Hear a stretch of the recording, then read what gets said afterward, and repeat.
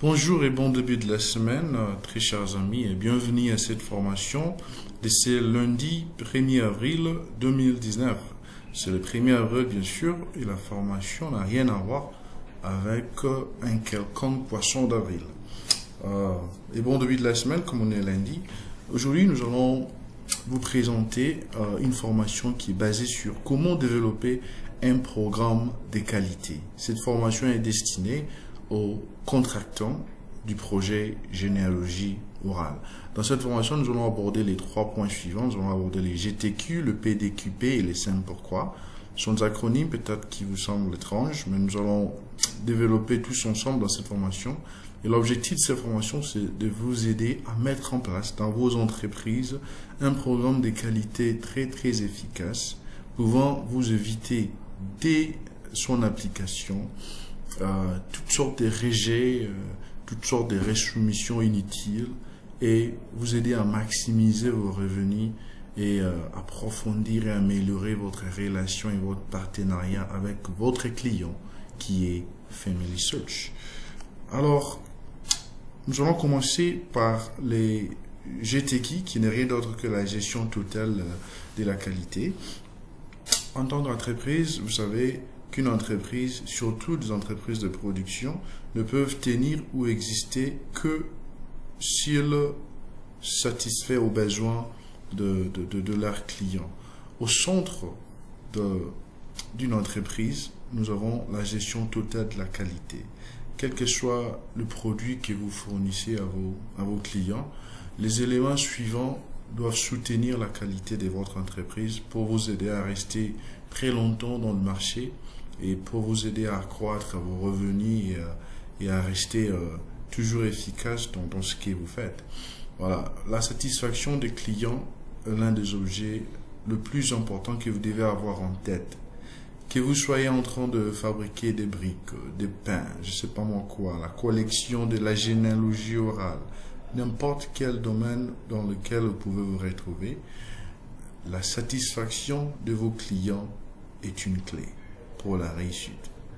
La communication efficace au sein de votre entreprise avec vos clients est un élément très important en ce qui concerne la qualité dans une entreprise.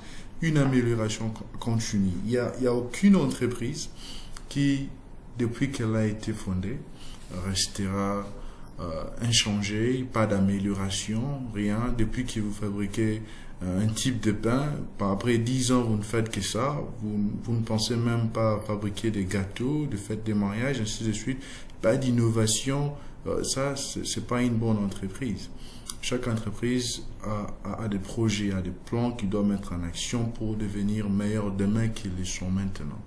Les employés engagés. Pour avoir une très bonne qualité dans une entreprise, vous devez avoir un groupe d'employés engagés, honnêtes, intègres. On en a parlé dans une des formations de qualité que une entreprise doit avoir des employés motivés et engagés. Et cela est très important pour avoir une qualité totale dans votre entreprise. Okay? Les employés découragés, malhonnêtes, ainsi de suite, tout cela affecte grandement la qualité dans tout ce que vous faites dans votre entreprise. Des décisions basées sur les vraies données. Okay? Vous prenez des décisions, c'est-à-dire vous devez analyser vos résultats par semaine, par mois, par année, par trimestre, ainsi de suite. Vous évaluez et vous prenez des décisions fermes pouvant vous amener à une amélioration par rapport à ce que vous avez réalisé, par rapport à ce que vous voyez dans les données que vous avez jusqu'à-là. Procédure respectée. Dans une entreprise, si vous voulez avoir une très bonne qualité, vous devez avoir une procédure respectée à suivre. Lorsque vous voulez fabriquer un tel type de pain, vous commencez où, vous vous arrêtez où. Vous voyez, quelles sont les matières premières qu'il faut mettre, qu'il faut mélanger et quelle est la qualité ou plutôt l'expérience requise pour qu'une personne fabrique ce pain-là, ainsi de suite. Donc, tous ces éléments que vous voyez vont faire en sorte que vous ayez une qualité très très approfondie dans votre entreprise. Nous allons en parler étape par étape. Nous essaierons de sillonner et de toucher un point après l'autre dans le slide qui vient. Voilà, la liste de contrôle de qualité checklist. J'espère que c'est pas la première fois pour la majorité d'entre nous d'entendre parler d'une liste de contrôle de qualité. En anglais, on appelle checklist, quality checklist. Alors, je vais parler d'un grand écrivain et docteur américain qui a contribué énormément dans l'industrie américaine, que ce soit en médecine et dans plusieurs autres domaines en ce qui concerne le checklist. Je vais vous parler de lui brièvement, je fais de recherche, nous allons essayer de lire ensemble ici. Il dit dans son livre intitulé Les manifestes de la liste des contrôles, il dit que nous vivons dans un monde de complexité croissante où même les professionnels les plus experts ont du mal à maîtriser leurs tâches. Formation plus longue, technologie de plus en plus avancée, aucune ne semble empêcher les erreurs graves. Mais Atul Gawande, chirurgien et écrivain de renom, trouve un remède dans les techniques les plus humbles, les plus simples, la liste des contrôles. Introduite pour la première fois par l'armée de l'air américaine, il y a plusieurs décennies, les listes de contrôle ont permis aux pilotes de piloter des avions d'une sophistication époustouflante. Des listes de contrôle innovantes sont maintenant adoptées dans les hôpitaux du monde entier, aidant ainsi les médecins et les infirmières à faire face à tout, des épidémies aux grippes. Même dans le monde extrêmement complexe de la chirurgie, une simple variante de qualité de 90 secondes a permis de réduire le taux de mortalité de plus d'un tiers. Dans des histoires fascinantes, Gawande nous amène d'Autriche où une liste de contrôle d'urgence a sauvé une victime de la noyade qui avait passé une demi-heure sous l'eau. Dans le Michigan, où une liste de vérification de la propriété dans les unités de soins intensifs a pratiquement éliminé un type d'infection mortelle dans un hôpital. Dans son livre « Les manifestes de la liste de contrôle, How to get things right », il explique comment les listes de contrôle permettent effectivement de provoquer des améliorations immédiates et frappantes.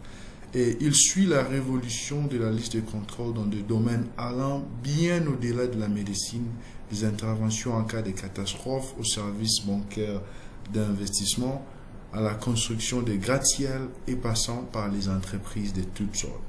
Une aventure intellectuelle dans laquelle des vies sont perdues et sauvées et une idée simple qui fait toute la différence. Les manifestes de la liste des contrôles est une lecture essentielle pour tous ceux qui s'efforcent de faire mieux, les choses.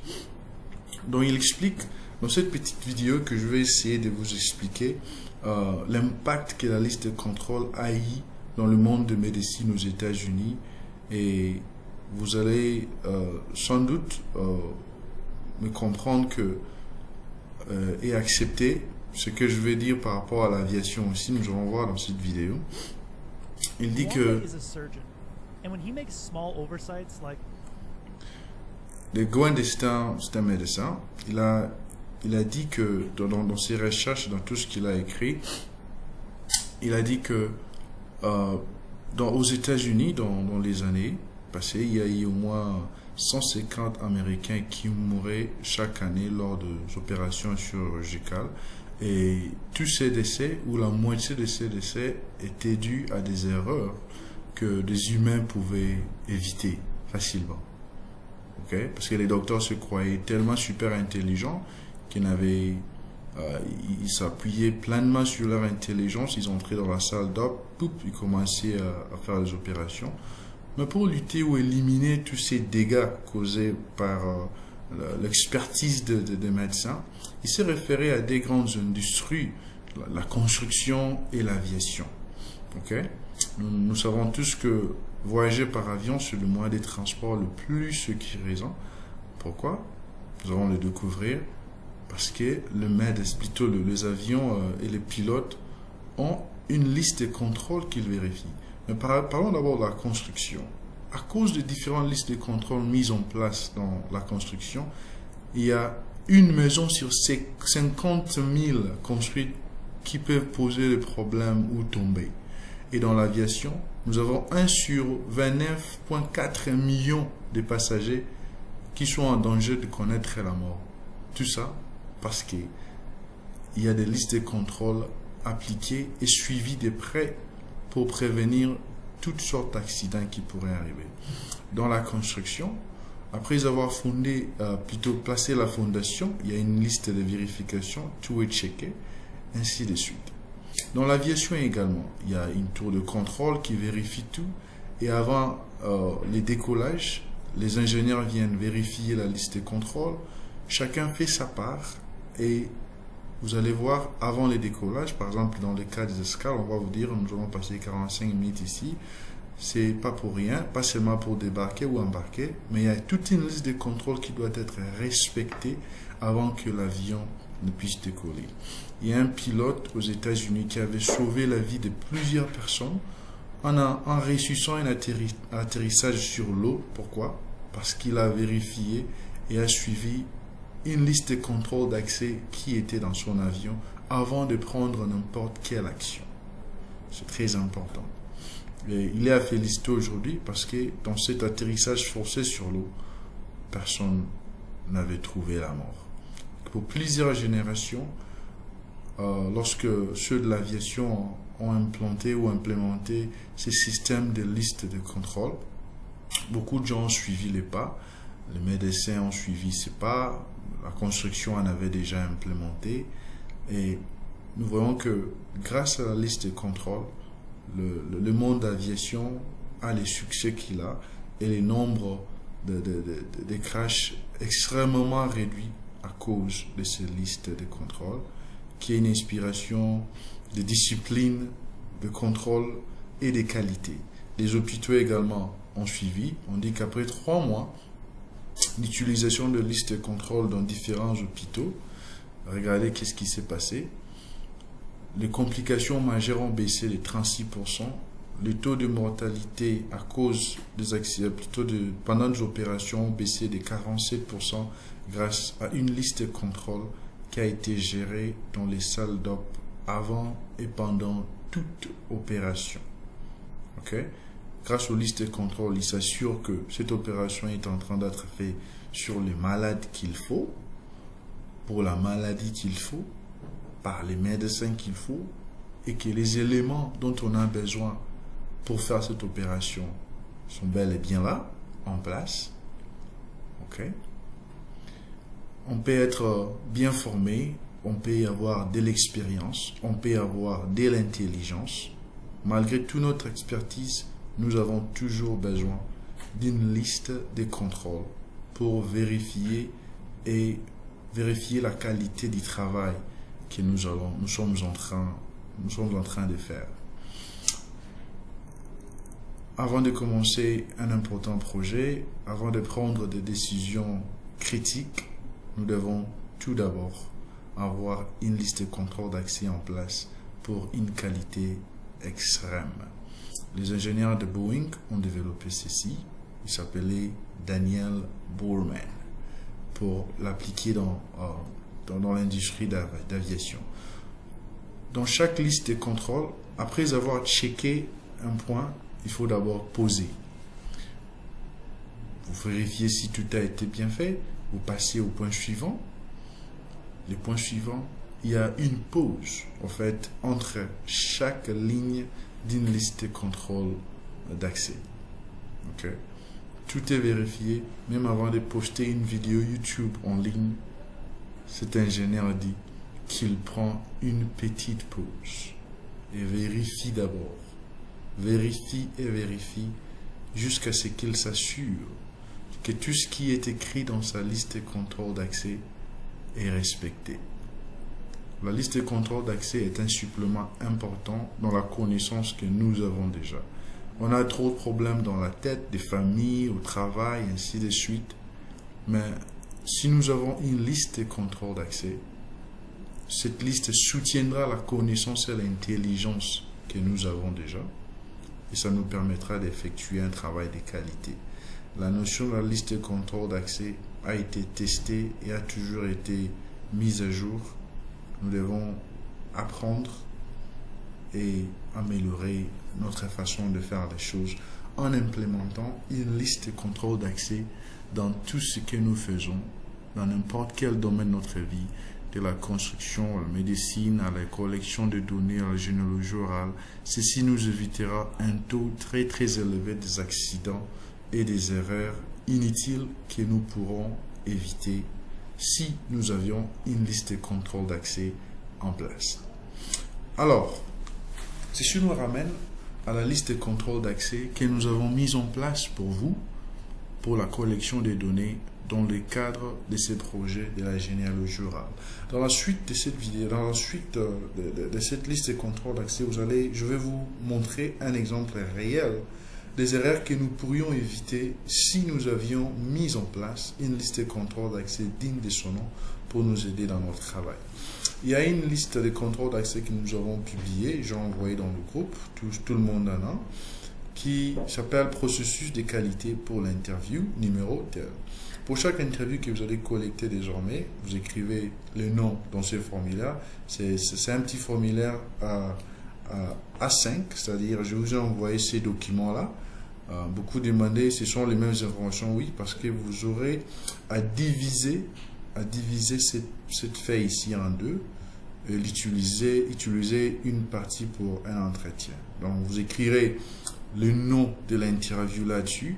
Et cette liste de contrôle a trois parties. Okay? Il y a les responsabilités du manager de terrain, les responsabilités du superviseur de saisie et les responsabilités du manager de production dans une entreprise. Nous allons commencer par les managers de terrain. Après la capture de l'interview, avant les transferts, voilà ce que les managers de terrain doivent faire. Parce que c'est vrai qu'un agent de terrain peut de son côté appuyer sur le bouton transfert juste après son entretien. Je vais prendre mon téléphone juste pour vous démontrer de quoi je suis en train de parler. Avant que le manager de terrain appuie sur le bouton, ça c'est un entretien d'essai qu'on a pu faire sur terrain. Je vais prendre celui-là. Vous voyez les boutons transfert. Après avoir rempli les informations de l'interviewé, après avoir rempli les photos et tout, après avoir enregistré les audios, après avoir rempli les informations du premier ancêtre, les managers des terrains doivent vérifier certaines choses avant d'appuyer sur le bouton transfert. Alors, qu'est-ce qu'il va vérifier avant d'appuyer sur le bouton transfert? Le manager des terrains, après la capture de l'interview, avant les transferts, vérifier le nombre total des noms figurant sur le formulaire de collecte, vérifier les formulaires de collecte manuscrits sont authentiques et complètes, vérifier que le formulaire d'autorisation est complet, signé et de bonne qualité, écouter l'informateur répéter des mémoires plusieurs noms aléatoires, vérifier que les photos et audios sont authentiques et de bonne qualité, vérifier que les premiers ancêtres et l'informateur sont identifiés sur le formulaire de collecte. Alors, je vais vous ramener sur cette application, mais vous allez voir. Comment il vérifie? Il vérifie d'abord les informations, il s'assure que tout est correct. L'informateur, par exemple, pour ce cas, s'appelle Victoire Moka. Alors, il va venir dans les 4 photos que nous avons. Il voit, c'est une dame qui est là, il prend la fiche d'autorisation. Il doit s'assurer que le nom de l'interviewé, la signature et la date sont tous capturés et sont lisibles et de bonne qualité. Ok? Donc, c'est un travail très important pour le manager de faire, l'environnement également, la famille de l'informateur. Il vérifie la qualité des photos, il vérifie aussi la qualité de l'audio. Vous allez voir que là, il y a l'anecdote familiale et les segments de l'interview. Il va juste cliquer dessus, il va écouter une portion de cette interview. Il va faire toute cette vérification, il va venir sur les premiers ancêtres, il vérifie que son nom est bel et bien présent, comme on dit dans la dernière ligne de son travail. Vérifier que les premiers ancêtres et l'informateur sont identifiés sur le formulaire de collecte. Et il part dans le formulaire de collecte, il va s'assurer que le premier ancêtre et l'interviewé sont bel et bien répertoriés. Ok? Dans une autre vidéo, je vais vous montrer comment remplir le nouveau formulaire de collecte que nous avons introduit, qui deviendra obligatoire dans quelques jours. Okay? Dans ce formulaire, comme dans le formulaire actuel, les managers ont les rôles et la responsabilité de mentionner le nombre total de noms fournis dans cette interview. C'est très facile de compter le nombre de noms. Pour les anciens formulaires des collègues, ne vous souciez pas des premières colonnes. Là, on écrit le nom du premier ancêtre. Vous comptez les noms du premier ancêtre et vous passez dans les deuxième et la troisième colonne. Vous comptez tous les restes des noms. Son formulaire des collègues doit atteindre le bureau de saisie avec un nombre exact des noms qu'il a compté lui-même. Sachez que s'il coche OK dans cette partie de la liste de contrôle d'accès, c'est-à-dire qu'il sait qu'il est responsable de toute autre erreur qui vont surgir parce qu'il n'a pas fait son travail. Okay? Il y a plusieurs types de raisons pour lesquelles nous pouvons rejeter un entretien. Nous établissons maintenant des responsabilités. Je prends un exemple. Si un entretien est rejeté parce que la fiche d'autorisation n'a pas été bien capturée, c'est la faute du manager des terrains. Si un entretien est rejeté parce que la photo n'est pas claire ou une condition n'a pas été respectée pour le photo dans l'application mobile, la faute revient au manager des terrains. D'accord? Parce qu'il va signer dans ce formulaire avant de transmettre les données. La responsabilité suivante revient au superviseur du centre de saisie. Je souhaite vraiment que les contractants, chefs d'entreprise, ne soient pas lui-même le superviseur du centre de saisie. Choisissez l'un de vos meilleurs agents de saisie et donnez à ce monsieur ou à cette dame la tâche de superviseur de saisie. Parce que si vous commettez des erreurs, vous, en tant que superviseur de saisie, c'est très difficile de vous tenir responsable parce que vous êtes le chef de l'entreprise. Il n'y a même pas moyen de vous virer. Alors, faites la part des choses, déléguez des responsabilités ici. Alors, quel est le rôle de ces messieurs ou de cette dame dans cette liste de contrôle d'accès? Ils vérifient le nombre total des noms reçus du manager des terrains. Vous voyez? Donc, avant même de passer à la saisie des données, il lit que le manager des terrains a écrit sur sa feuille, sur le formulaire de collecte, que voilà, cette interview contient 200 noms. Et qu'est-ce qu'il fait à son tour? Il vérifie qu'il y a exactement 200 noms. Et il passe le formulaire de saisie à ses agents de saisie. Et après la saisie, qu'est-ce qu'il fait? Il vérifie que les noms de l'informateur et du premier ancêtre sont orthographiés correctement à l'aide du fichier metadata pour l'ancienne version de l'application mobile. Pour la nouvelle version, metadata n'est pas accessible. Il va falloir alors vérifier dans le petit fichier legacy comme montré dans cette interview. Ça, c'est une nouvelle version.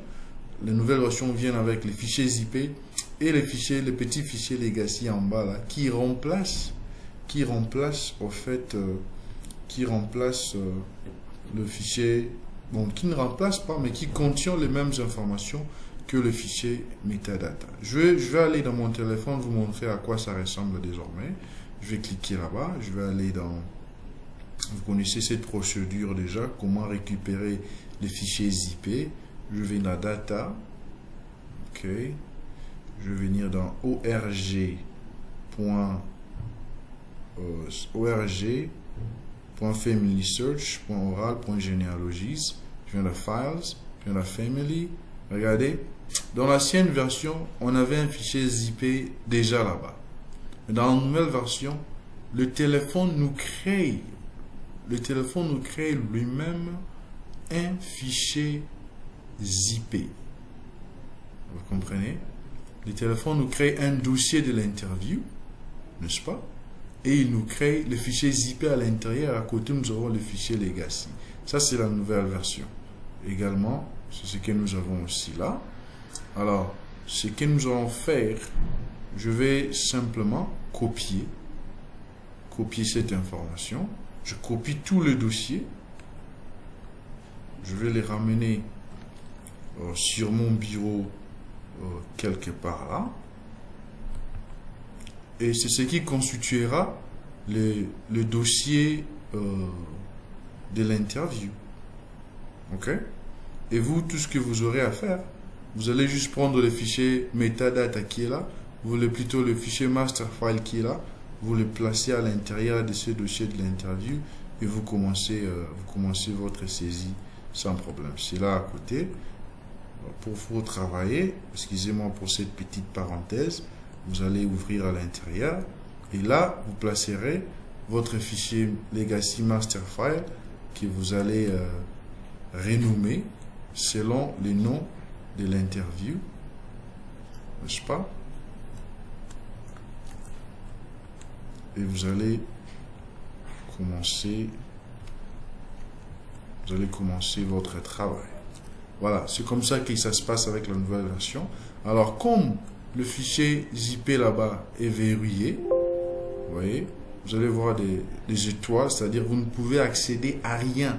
C'est pourquoi il est très très important pour les managers au bureau de saisie, vous ne saurez même pas regarder toutes ces photos. Quand j'essaie de double-cliquer, on me demande un mot de passe que je ne connais pas. N'efforcez pas, ne l'enzippez pas, ne décompressez pas. On vous a donné un petit fichier Legacy là dehors où vous avez toutes les informations du premier ancêtre et de l'interviewer. Tout est là pour créer votre fichier Legacy. Ok? Alors, c'est pourquoi les managers de terrain doivent déjà bien faire son travail pour que dans le bureau de saisie, vous ne soyez pas obligé à venir ici, à chercher à voir la fiche d'autorisation. Vous ne saurez pas les voir. C'est verrouillé.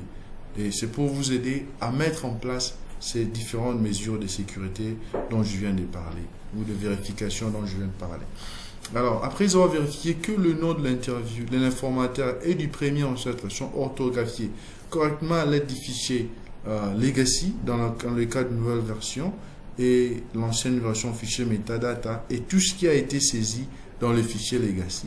Après avoir vérifié, vérifiez la qualité des saisies en comparant plusieurs noms aléatoires. Vérifiez que le fichier Legacy contient le même nombre de noms que le formulaire des collègues. Vous voyez, on insiste sur le nombre de noms. Les managers de terrain l'a fait, les managers de saisie, le superviseur de saisie l'a fait avant la saisie, il l'a fait encore après la saisie. Trouvez-vous, c'est vraiment très important de faire ça. Alors, les managers des productions ou le contractant lui-même, est-ce qu'il a vérifié que le livret imprimé a été remis à l'informateur? Est-ce qu'il a vérifié que le livret comporte le même nombre de noms que le formulaire des collègues des fichiers Legacy? Vous remarquez que le nombre de noms revient encore en force. Vérifiez que le nombre de plusieurs noms, est-ce qu'il a vérifié le nombre de plusieurs noms de familles aléatoires avec l'informateur? Est-ce qu'il a vérifié que l'interview a passé ou a échoué l'audit? En cas d'échec, enregistrez la raison ici. C'est pourquoi chaque interview doit avoir ses formulaires. Vous écrivez la raison pour laquelle on a rejeté l'interview ici. Alors, une question importante. Est-ce que l'agent, le superviseur des saisies, plutôt, est-ce que le manager de production a licencié les managers de terrain ou le superviseur des saisies, ou est-ce qu'il a réformé? Donc, il a des choses à faire. Si un entretien est rejeté à cause de l'un d'eux, parce que ça ne peut être qu'à cause de l'un d'eux, vous voyez, il doit soit les réformer ou soit les licencier. Alors, on pose la question, qu'est-ce qu'il a fait dans ce cas? Réformer? Alors, si les managers de terrain doivent être réformés plusieurs fois sur la même chose, alors le mot licencié sera utilisé. Et à la fin de ce formulaire, les managers de terrain signent, les superviseurs de saisie aussi signent. Qu'est-ce qu'ils signent? Ils signent qu'ils ont été réformés et plusieurs signatures seront égales à un licencié. Ok? Donc, très chers amis, utilisez avec beaucoup de soin ce formulaire parce qu'il va vous sauver beaucoup d'erreurs et beaucoup de rejets. Il va même vous sauver beaucoup d'argent. Là, je vous assure. Pour comprendre pourquoi est-ce que ceci vous sauvera, va vous aider à épargner beaucoup d'argent, parce que une qualité pauvre a un prix. Ça coûte à une entreprise. Imaginez-vous une entreprise de production qui fabrique les pains, par exemple. À cause d'une erreur d'un électricien, le four ont chauffé à une température très très excessive et le pain de toute une journée ont brûlé. Qu'est-ce qui va se passer? Vous savez combien d'argent cette entreprise va regretter pour cette journée-là? Beaucoup d'argent.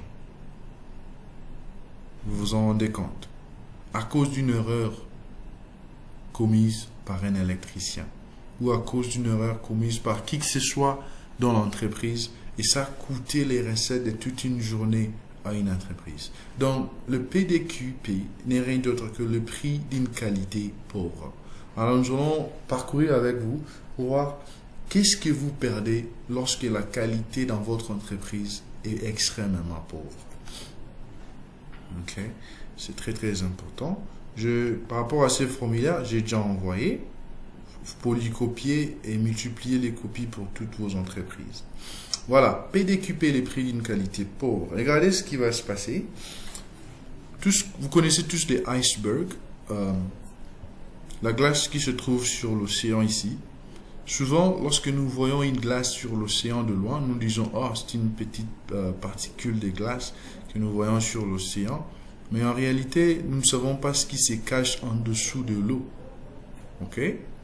Voilà. Tout ce que nous voyons à l'extérieur, en tant qu'entreprise, en tant que ROC, en tant que Family Search, nous voyons les rejets.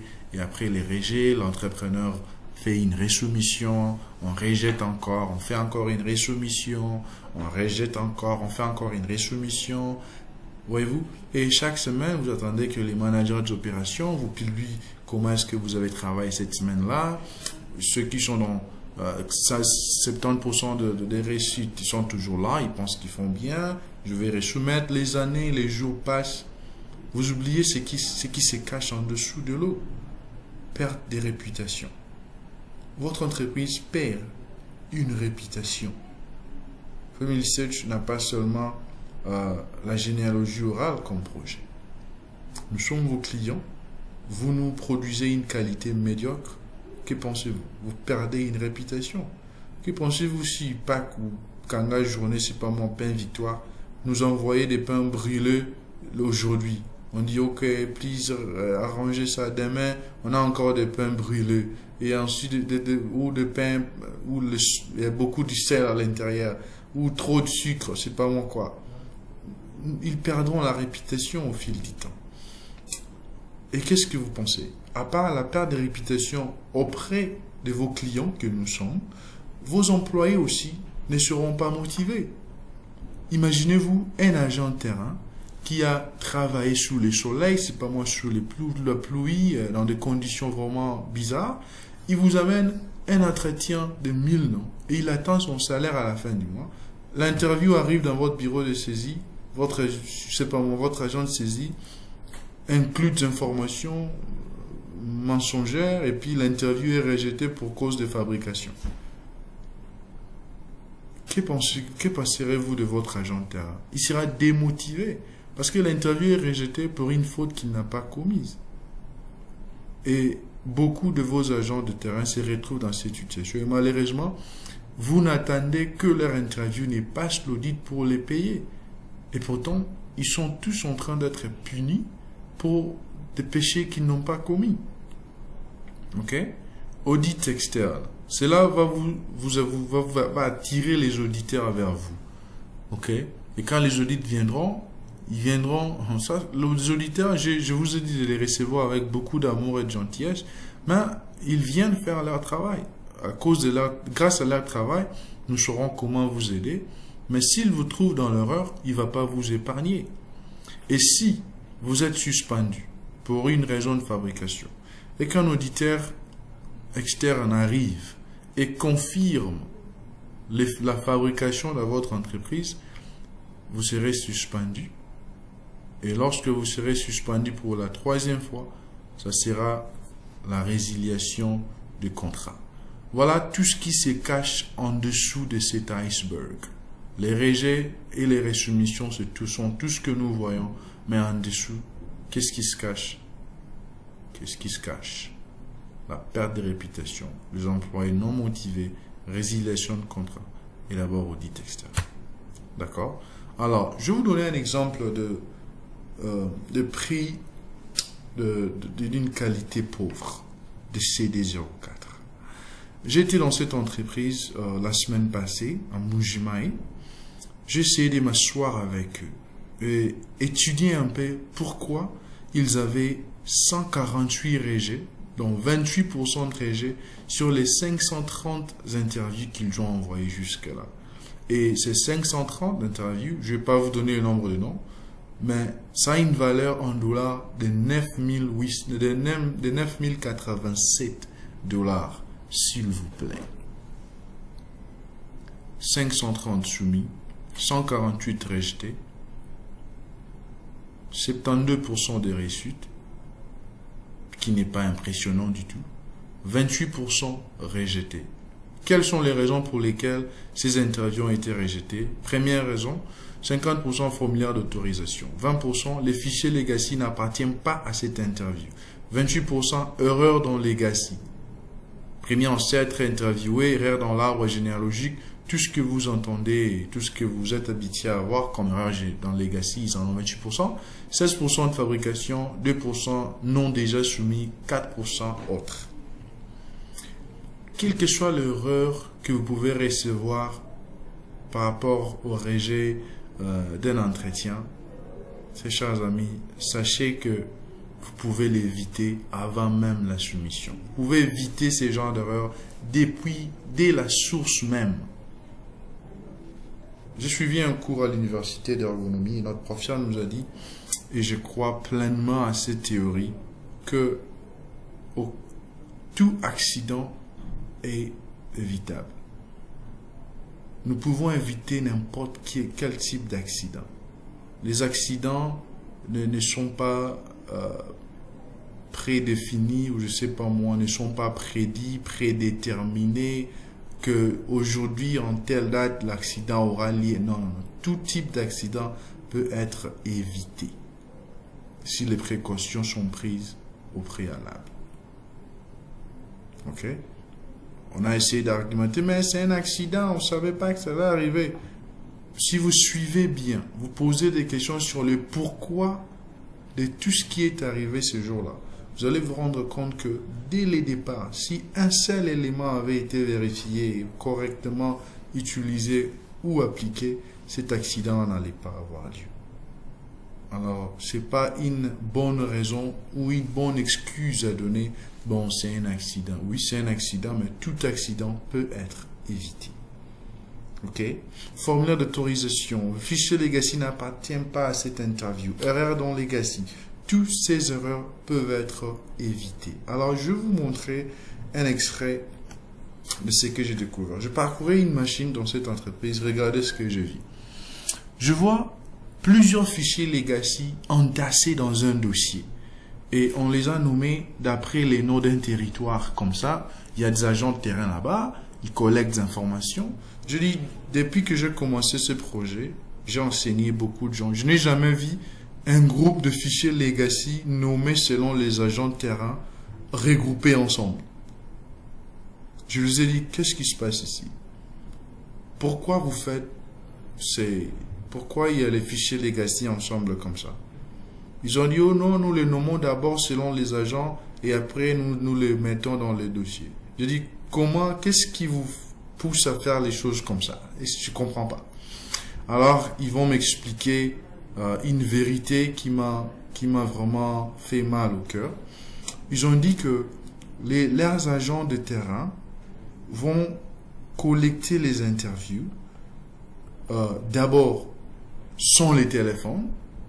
Ils remplissent les formulaires de collecte et les managers viennent, collectent ces formulaires, les déposent au bureau de saisie, ils commencent la saisie et après les managers vont rentrer avec les téléphones, collecter tout ce qu'il y a à collecter dans l'application mobile et il va ramener ensuite les téléphones et les agents de terrain, les saisies auront déjà fini la saisie des noms qu'il y avait dans le cahier. Et ce qu'ils vont faire à leur tour, ils vont simplement prendre les fichiers IP, combiner avec les fichiers Legacy appropriés et ils vont faire la soumission.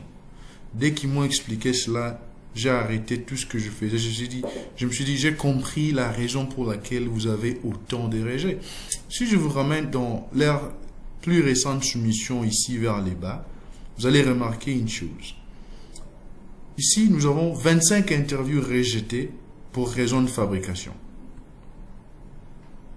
Souvent, les interviews fabriquées, aujourd'hui je vais vous révéler l'une des raisons pour lesquelles on peut rejeter un entretien pour des raisons de fabrication.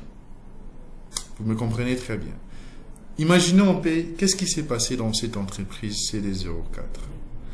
Le fait que le fichier legacy soit créé à une date avant même que le fichier zipé soit généré, c'est déjà une fabrication. Ça, c'est une révélation que je vous donne. Il faut jamais le faire. Je vais vous montrer un exemple ici. Regardez dans un dossier que j'avais. Regardez ici chez moi. Le fichier zip a été créé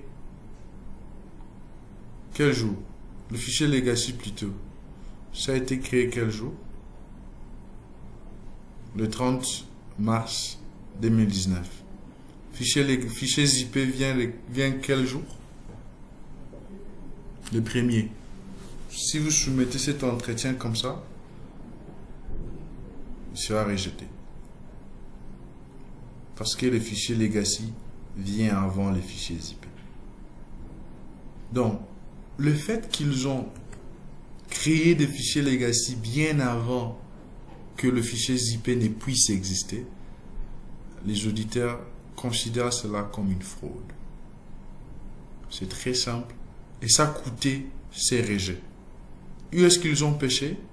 Ils n'ont pas suivi la procédure. Et je vais remonter un peu plus loin pour vous montrer une chose. Ils ont dit ici, il y a une autre type d'erreur. The legacy file does not belong to this interview. Le fichier legacy n'appartient pas à cette interview. Pourquoi? Parce que ils ont créé des fichiers legacy qu'ils ont d'abord nommés selon le nom des agents de terrain. Et lorsque les vrais fichiers zip sont arrivés, ils ont commis des erreurs. Qu'est-ce qu'ils ont fait? Ils ont mélangé des fichiers zip et des fichiers legacy qui n'avaient rien à voir avec les uns avec les autres. Et ils ont eu autant d'erreurs pareilles. Vous comprenez un peu? Et l'erreur du nom, le nom du premier ancêtre et de l'interviewé, ils en ont. Et nous montons un peu plus loin. Vous voyez les noms qui ont déjà été soumis. Les noms de cette interview se retrouvent dans cette interview. Les noms de cette interview se retrouvent là-bas. Quelle conclusion tirons-nous, très chers amis, par rapport à cette expérience? La conclusion est simple. Ils n'ont pas une procédure de qualité mise en place qu'ils suivent pour leur travail. Et ils m'ont témoigné une autre chose. Ils ont dit que il y a un agent qui, plutôt un manager de terrain, il attend la collection de fichiers zip et de manuscrits. Il amène au bureau de saisie au même moment et tous ces interviews passent toujours. Je dis voilà, vous connaissez maintenant la réalité. Vous avez la solution que je vous avais proposée. Il s'agit de 148 interviews pour 75 731 noms. La seule chose qu'ils peuvent faire ici pour corriger ce problème, c'est de supprimer tous les fichiers legacy qu'ils ont créés. Tout. Rester seulement avec les fichiers zip, prendre le fichier master file de leur bureau et les copier dans tous les dossiers des interviews, les renommer selon le nom de fichier zip et recommencer la saisie à zéro. Ils peuvent se servir de leurs anciens fichiers zip juste pour voir les noms et taper rapidement, mais ils doivent créer de nouveaux fichiers legacy pour se sauver la peau. Voyez-vous combien de travail ils vont se donner? 75 000 noms à ressaisir pour 148 interviews qui les coûtent en réalité une somme de, je vais montrer la somme, une somme de 9 000 balles qu'ils peuvent récupérer s'ils font ce travail. Alors ils ont le choix. Soit ils ne vont pas corriger, ils vont laisser ces 48 rejets qui vont énormément peser sur leur qualité et ils ne seront jamais qualifiés pour utiliser les 4. Et leur réputation, comme mentionné ici, sera en danger. Et parce qu'ils ne vont pas utiliser les 4, les contrats seront résiliés, leurs employés seront démotivés et mécontents, et l'entreprise ferme. Ils peuvent continuer la fabrication des briques, la coupe-couture, mais nous ne serons plus ses clients. Alors ils ont le choix de retravailler le fichier legacy de tous ces 48 interviews, resoumettre selon mes instructions et sauver la peau de leur entreprise. Mais ceci nous ramène à notre dernier point. Les 5 pourquoi. Voici la raison pour laquelle tout type d'interview ou plutôt tout type d'accident peut être évité. Si cette entreprise se rappelle du moment où ils ont commencé à faucher dans la procédure, vous allez voir que si cette mise en place était là, si cette méthode était mise en place de vérification de qualité dans cette entreprise, il n'y aurait pas de premier ancêtre, il n'y aurait pas des nombres incohérents de noms dans le fichier legacy, ainsi de suite, et dans le fichier de collecte, ainsi de suite. Ils auront résolu beaucoup de problèmes. Ok? Alors, regardez ici. Je les avais posé une question. Imaginez-vous que les 148 interviews rejetées ici avaient passé comme les 72% qui ont passé avant. Vous aurez $9 000 dans votre compte bancaire maintenant. Alors, vous choisissez quoi? Supposons que les 48 interviews n'étaient pas rejetées. Voici votre paquet de $9 000. Quel sentiment aurez-vous si c'était une réalité cette offre? Ils disent, oh, ce serait une bonne chose, oh, c'est beaucoup d'argent. Je dis, mais regardez ce que vous avez fait pour laisser échapper cet argent. Alors, si vous vous posez ces questions, ces 5 pourquoi, vous allez vous rendre compte que tout problème peut être évité à la source. Ça, c'est un exemple qu'on a pris d'un chauffeur qui a été arrêté par les roulages pour non-respect du feu rouge. Alors, nous allons poser les 5 pourquoi pour trouver la racine même de ces problèmes. Alors, pourquoi il a brûlé le feu rouge? Il était en retard pour le travail.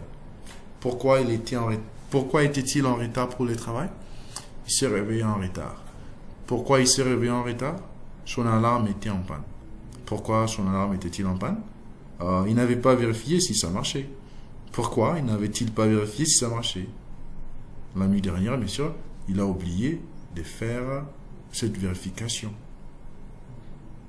Donc, si la nuit dernière, ce monsieur avait vérifié que son alarme marchait, il allait bien les configurer pour que l'alarme l'aide à se réveiller les matins, n'est-ce pas? Et il n'allait pas se réveiller en retard. Il n'allait pas être en retard pour le travail. Et il allait attendre patiemment devant le feu rouge. Et les roulages n'allaient pas l'arrêter. Maintenant, il se retrouve, il a payé $9 000 au roulage à cause d'une chose qu'il n'avait pas fait la nuit dernière. Très chers amis, la qualité a un prix. Et une mauvaise qualité aussi a un prix. Pour produire un travail de qualité, je vous en supplie, mes amis, de bien vouloir mettre en place un processus de qualité pour tous vos entretiens. Vous allez vous rendre compte, comme le docteur chirurgien dont je vous ai parlé, Gawande Dele Debi l'a dit, vous allez sauver beaucoup d'âmes, vous allez vous sauver une réputation, vous allez éviter des frustrations et des démotivations dans les chefs de vos agents et vos agents de terrain, managers, ainsi de suite. Vous allez gagner de l'argent et vous allez manger des pizzas et vous serez heureux. Vous serez heureux parce que vous produisez un travail de qualité. J'ai parcouru et j'ai visité beaucoup de vos entreprises et j'ai conclu une chose. La seule et la simple raison pour laquelle vous avez tant de fabrication, tant de rejets dans vos entreprises, c'est parce que vous n'avez rien mis en place comme mesure de protection, comme mesure de qualité, comme système ou programme de qualité pour vous aider à contrôler votre travail dès la collection à la soumission. Il n'y a rien. Personne ne peut soulever sa main pour dire qu'il a tout cela en place. Et je vous invite dès maintenant à utiliser ces formulaires, à mettre en place ces processus de qualité pour sauver vos entreprises. Je ne peux pas clôturer cette formation sans mentionner 3 entreprises. Cet email m'a été envoyé le 29 mars 2019 où on a parlé de entrepreneurs qui sont qualifiés pour utiliser les 4 à partir au jour du 29 mars 2019.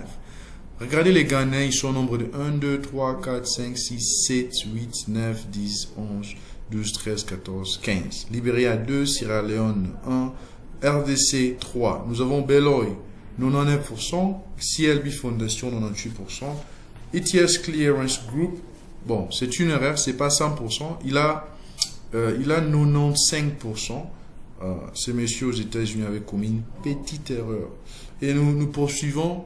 Au Kenya, il y en a un, et ainsi de suite. Donc, chaque semaine et chaque mois, Solexity publiera cette liste pour vous aider à comprendre que vous êtes proche de la qualité. Mais j'ai une mention particulière à faire en ce qui concerne Beloy Multiservice.